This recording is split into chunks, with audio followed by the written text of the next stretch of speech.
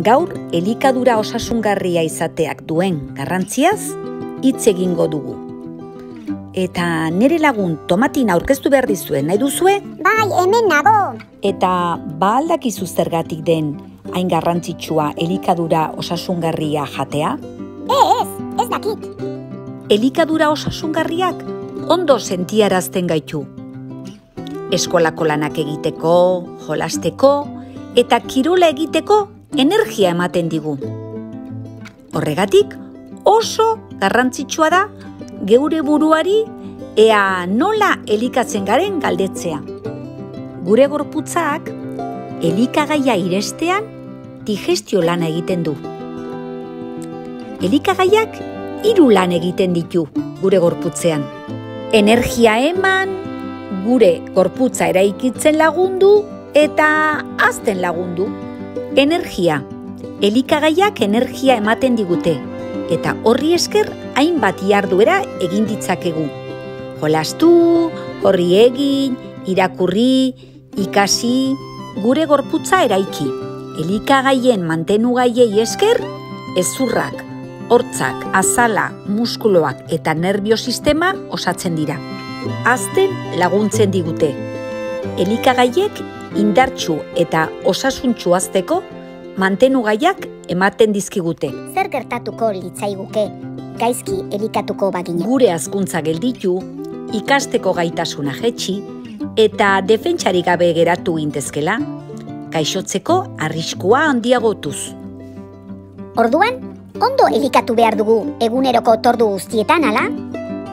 Jakina, horregatik daude elikadura grafikoak eta han komendatutako elikagai taldeak ikusi ditzazkegu. Zer gozaldu? Adibidez, zerealak, esnea eta laranjazukoa.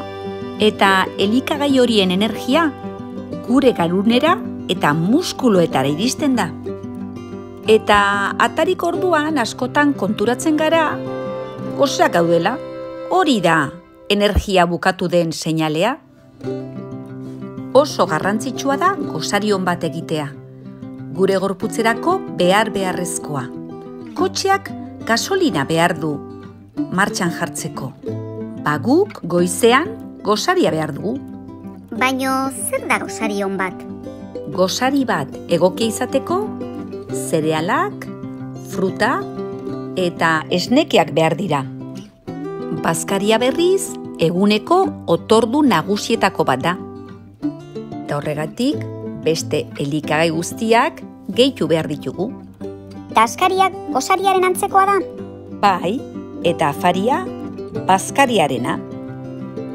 Horregatik, oraindik kontsumitu ez dituzuen taldeen elikagaiak kontsumitzeko aprobetxa dezakezue.